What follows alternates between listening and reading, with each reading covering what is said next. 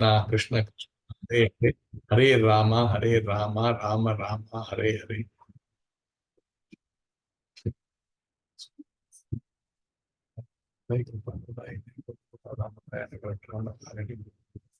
So today's class is how many minutes, Prabhu? 15 minutes or 30 minutes? Prabhu, 30 minutes. 30 minutes, okay, thank you. So we are reading from Srimad Bhagavad-gītā, third chapter, verse number 3 to 5. Shri Bhagavan Uvacha Loke Asmin Vivida Nishta Pura Prokta Mayanaga Jnana Yogena Sankhyanam Karma Yogena Yoginam. Translation: The Supreme Personality of Godhead said, O sinless Arjuna, I have already explained that there are two classes of men who try to realize the self. Some are inclined to understand it by empirical, philosophical speculation, and others by devotional service. So, do we do the next two shlokas also, and then I can explain, Prabhu? Yes, please, Prabhu. So, I'll read the fourth one.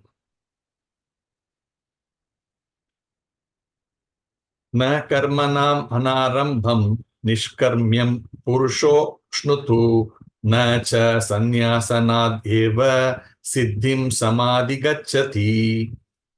Translation: Not by merely abstaining from work can one achieve freedom from reaction, nor by renunciation alone can one attain perfection. Fifth one. Na hi kaschid kshanam api jatu tishtati akarma krit karyate hi avasah karma sarvah prakriti jair gunaihi.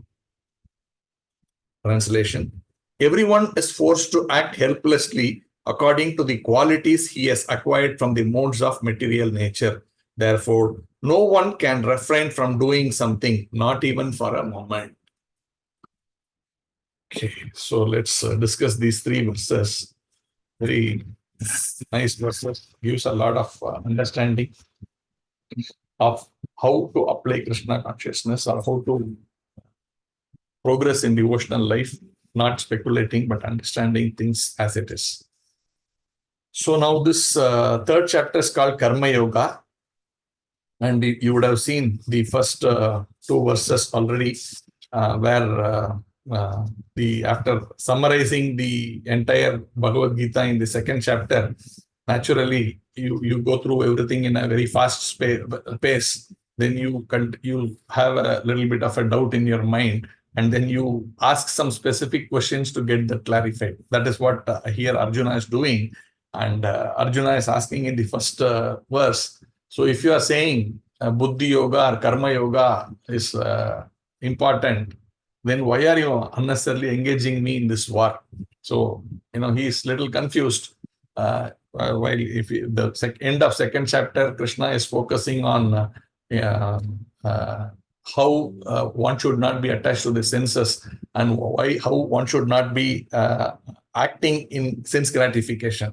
So when that is said, and then you say you fight, he's saying, why should I fight? This is going to give me benefits of material nature, material aspects like this. But why am I then engaged? If you say intelligence is important, like Buddhi Yoga or Karma Yoga, you are saying, but then why are you engaging me in this war? So this is a natural question to ask for someone who's sincerely trying to understand, right? So sometimes when you give a lecture, many people attend, but they just listen. Either they may be having so many questions, or they may have a lot of aversions to it also. They don't want to really get it clarified and then use that time. I have spent 1 hour.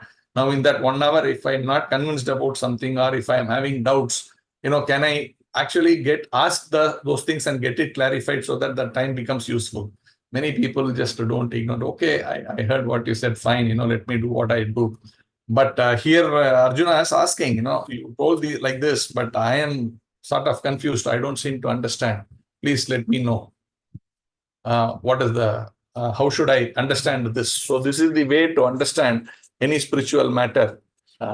Either not speculate, nor also go on without understanding what is being said. It's important to get it clarified so that our next step is very firm. We are not in a state where we are confused, but we are going to the next chapter or some other verses. And then if our foundation itself is not strong, then how do we understand further? That is important. So when Arjuna is asking this doubt to clarify, then Krishna nicely elaborates. In fact, the second chapter, Krishna explains everything.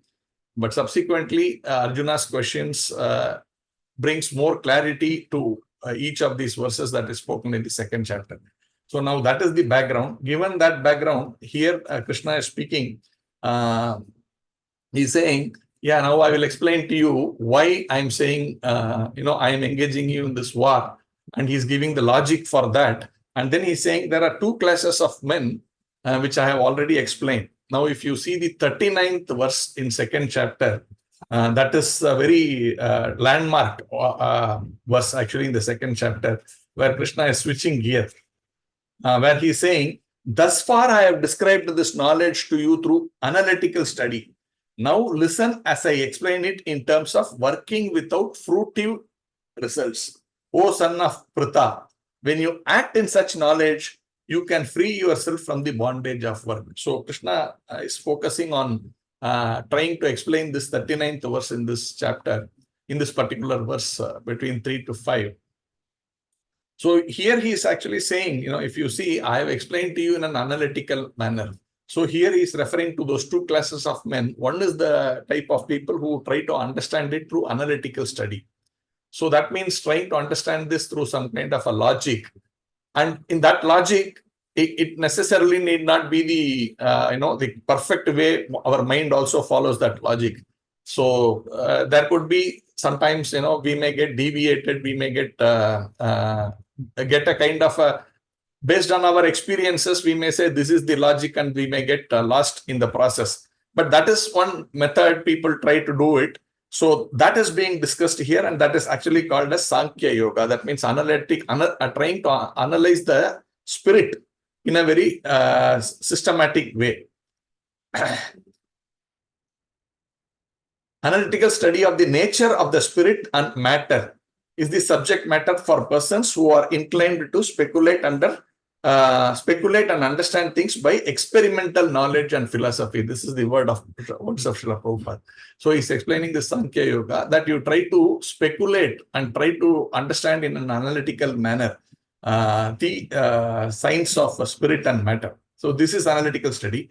So the other section of that is one who is actually engaging in the service of the Lord. So these are the two types of person. And if you really see, in the 39th verse, he's talking about, first I will explain to you in an analytical manner. Then he's saying, now I am explaining in terms of working without fruitive results. So this Buddhi Yoga or Karma Yoga is working without fruitive results. So that aspect is what Krishna is talking about as the two persons. One is analytical study. Other one is working without fruitive results, or in other words, in Krishna consciousness. So that has been explained here by Prabhupada elaborately. And he is also saying both are important. See, this is other thing, so okay, sir, why are we unnecessarily sitting for these classes? Let us just directly do working without fruitive results. Let me engage completely in, direct devotional service. Like, for example, even this is direct devotional service, but in one sense to say simply chanting or, performing some direct deity worship, something like that. Can I simply do like that? So there Prabhupada is clarifying both are important. That means knowledge is important and practice is important. And this famous verse we all, famous quote that we all keep saying again and again, that is coming in this particular verse. Prabhupada is writing, religion without philosophy is sentiment or sometimes fanatism, while philosophy without religion is mental speculation. The very powerful words. Religion without philosophy is sentiment. That means, as I was saying, someone told us something, and of course we do have faith or trust in that person. So they don't ask any question, they simply accept it. Yes, boss, that's it. So they go on with it. And if you see, many of our life also in many ways is like that. Like, when we were young, we were told some things, we are told Even in spiritual matter and material matter, we were told something which we simply accept without much of a meditation on it. Why is it said like that? What is the purpose like that? We simply accept it. And over a period of time, it gets so much hardwired in our head. Then later someone says something different to it. We find it difficult to change our life. Then we say old heart, we say this, right? Old habits die hard, something like that.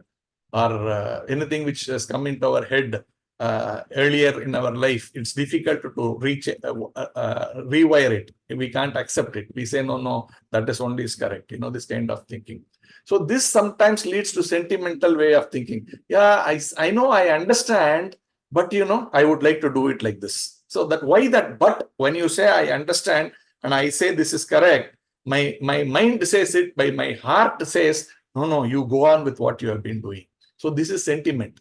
So this sentimental thing may not be very good in one sense. And sometimes Prabhupada says it can even become fanatical.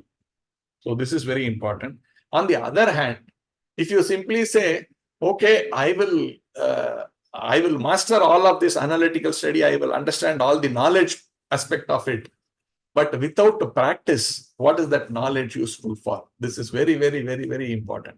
One needs to follow up your knowledge with action so that you are physically able to get convinced with that idea. That is why the sadhana bhakti, right? We all keep saying, okay, chanting is nice, reading is nice, all this thing is nice. But unless we personally get down to doing it, that is sadhana bhakti. Then that convictions gets more firmed up in our mind and we become very strong to be able to follow it all our life and also be able to be not shaking. We become very steady. Otherwise, we once you have some knowledge, it is theoretical, right? When someone gives you some different version and sort of that argument seems to be a little stronger, then we say, yeah, I think that is the speculation of it. Like, no, I get some knowledge. Okay, this is nice. But someone uses some other higher level of intellect to beat that knowledge, then we succumb to it. Yeah, I think you are right. I think I am right. So we abandon this and go in that path. So this is going on. I have seen many people. A simple example is when we were in one of the Janmashtami programs. So, naturally in our temple, we have a full day program and we are all in the various stalls doing japa, bhakti vriksha, so many different stalls where we are serving the Lord, trying to preach to devotees, whoever comes and all that. So there one old man came. Old man means maybe in the 60s, 65s. He was like in a Western clothing and he came. And he engaged in a conversation with me, saying, no, I know, yeah, I have heard ISKCON, Prabhupada, all these kinds of things he was speaking. I have been in whatever you say, he says, yeah, I know, kind of thing he was saying. And he was also quoting a lot of verses from elsewhere, so many Vedas, this, that, and all that. So then the conversation was not going anywhere, right? So he keeps whatever you try to tell him, he's trying to give something more. Maybe he's not contradicting, but he's just adding something to say, I know everything. Yeah, I know. So then I say, how to take it forward? Like, this gentleman is there. I mean, it's nice that, he knows some of these things, but he had a feeling that, okay, but this is not what, his mood was also like, that's okay what you are saying. But then, you need to go on with this knowledge kind of a thing. So that was the thing where I found it uncomfortable because, I mean, he's knowledgeable, which is great. But so what? Beyond that, what? So I was trying to see how I can break this thought process. Then I was seeing the youth team was there next to that in the stall. So I was one of the youth devotees who was known to me. Then he was there. I just called him, Prabhu, you just come here. Then he came. Then I said, Prabhu, how many years have you been practicing Krishna consciousness? He said, Prabhu, last 1.5 years or so. So how is your life now? Then he said, I read, I read Srimad Bhagavatam, I do this, I chant my 16 rounds, all these things. And then I said, what has changed? Then he said, after doing all these things, I have more regulated in my life, Prabhu. I have this practices. I do Ekadasi, I do some of the few things he mentioned. Then I told him, see, in this 1.5 months, 1.5 years, this devotee has been here.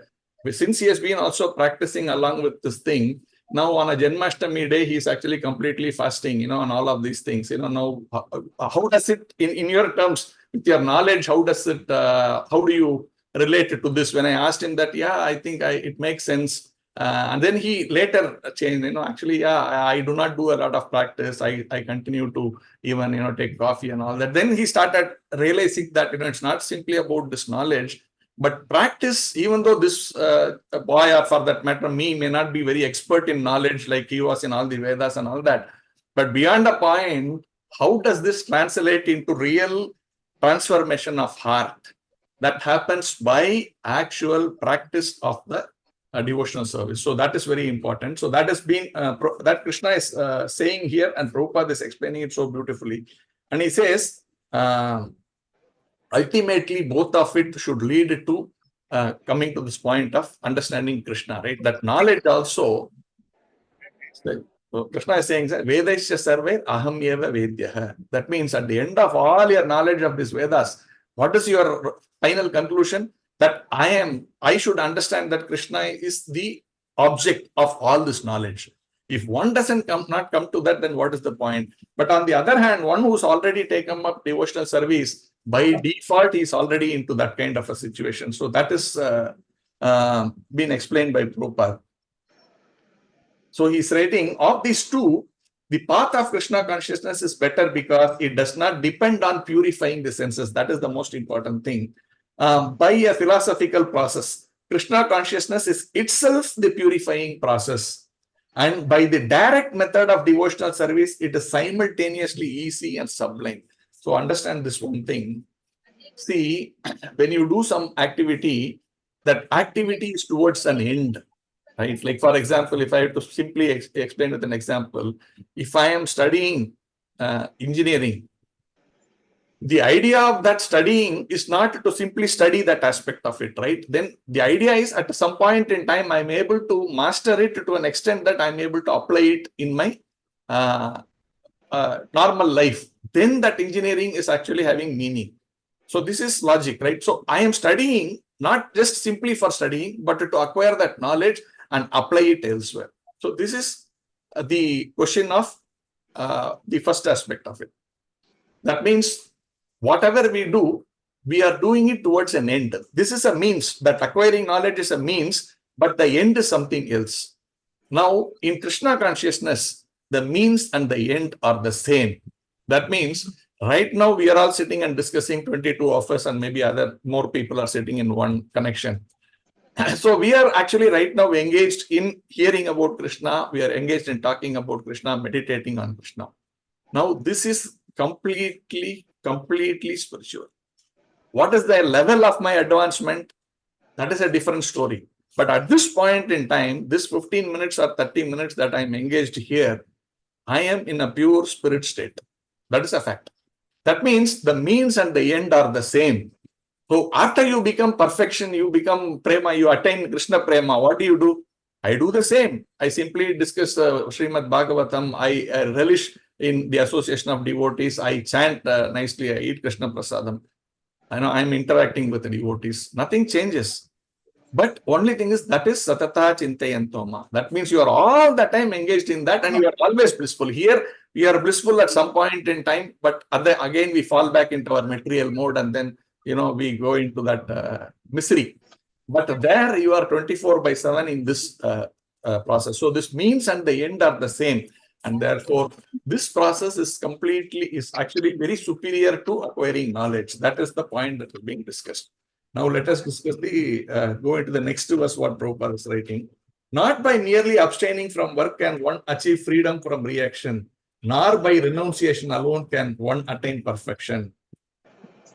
So there, Prabhupada is discussing this thing. So remember this. What is he saying? I don't want to fight. You said Buddhi Yoga is important. So let me simply do chanting. Let me do some, something which is not doing any activity at all. That is what is Arjuna alluding to. That saying, why are you involving me in this fight? Let us not do any of these things. Let us apply our intelligence and try to understand or, maybe, get some knowledge and, not refrain from activity. This is Arjuna's point. And for that, Krishna is giving this thing.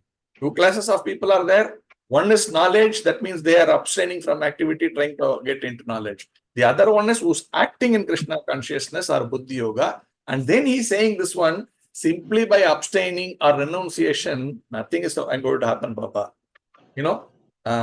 Then he will say why. That is the next verse. So here he's saying, therefore, and he's saying, how can you come to the state of renounced order of life? That means not doing anything specific, simply renounced that I don't do any activity like that. How do you come to that? He says, that state you can come only after you purify your senses.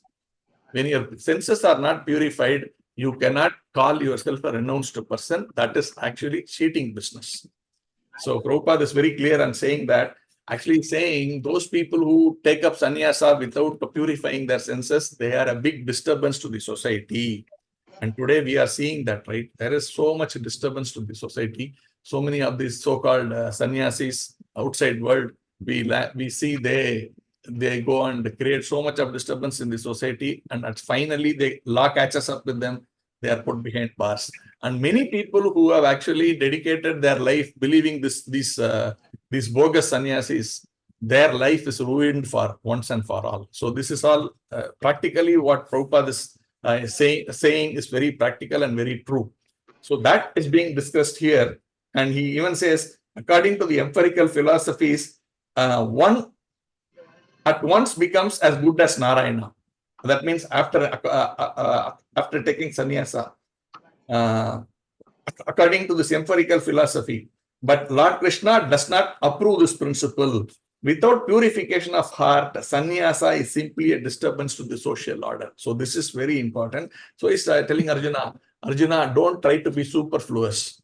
Don't try to say, oh, I am renouncing because I don't know. I think this acquiring knowledge is important. Acting is not important. Let me not act. Let me simply. So this is superfluous. Therefore, you need to submit to the regulative principles. That is important. Again, as I said, in Krishna consciousness, when you are acting in Krishna consciousness, you are doing devotional service itself is actually purifying, and it is also at the same time towards the end. So there is no, as we keep doing our regular activities, our senses automatically become purified. You don't need to separately purify, and then you don't need to separately take up, say, now I have arrived, now I will do this. No. As you are doing your devotional service, which automatically the purification happens. There is no separate activity there. So this is so very beautiful. In Kali Yuga, the most difficult things can be achieved in a very simple manner by simply taking up direct devotional service. So that is the second verse that we have discussed. And Krishna is saying, and Prabhupada is saying, he's saying, on the other hand, if you take up devotional service, even if there are some faults, what is the problem? Like, as I was saying, I may not have purified my senses fully, but I am engaging in devotional service. So Prabhupada is saying, what is the loss? He is quoting that verse, Swalpamapi asya dharmasya trayate mahato bhayat. That means, if I have progressed in this process of devotional service even a little bit, Swalpamapi asya dharmasya, I follow in this dharma, the dharma of devotional service, little bit I progress, then for me, there is no loss.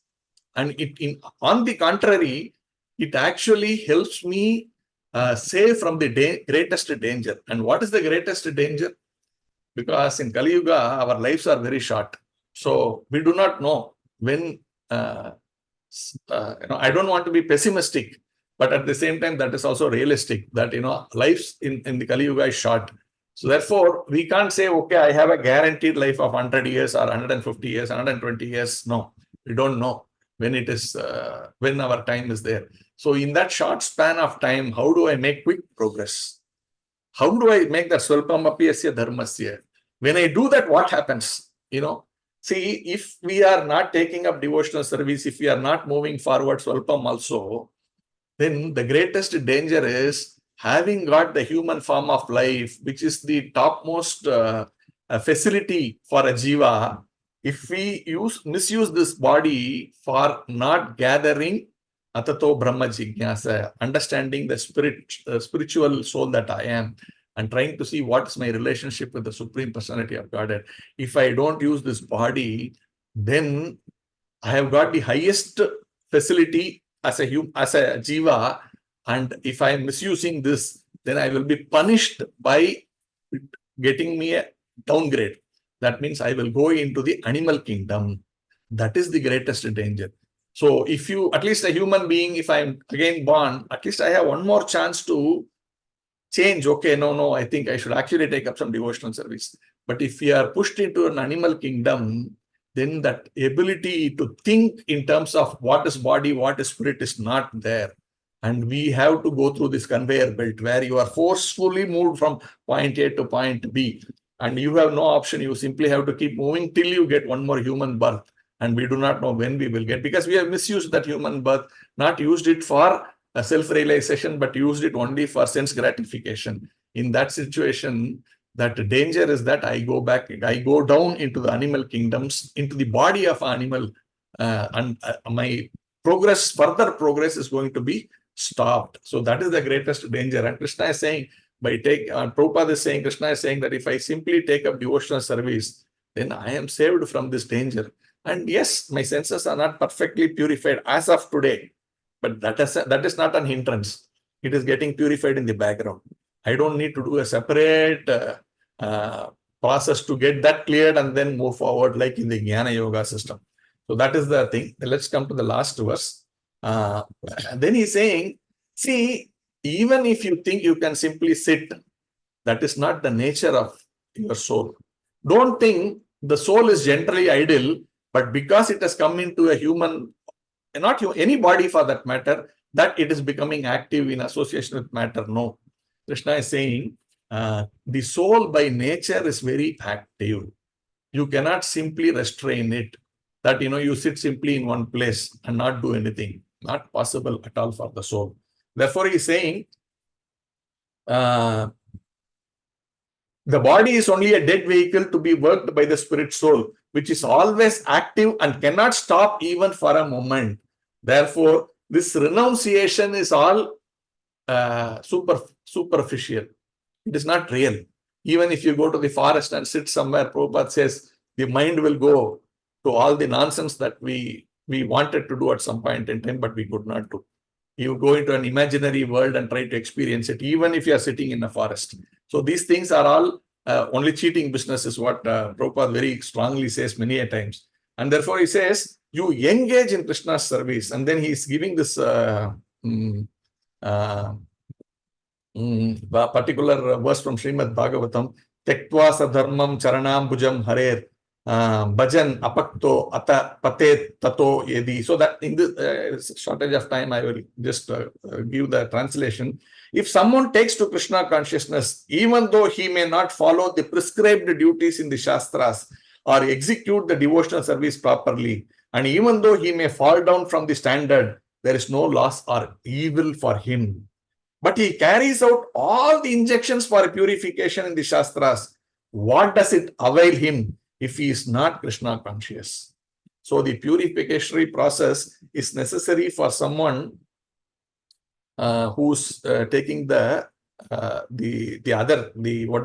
analytical process. But someone who's doing the devotional, taking up the devotional path of Krishna consciousness, for him, this is automatic, happening simultaneously, both are happening.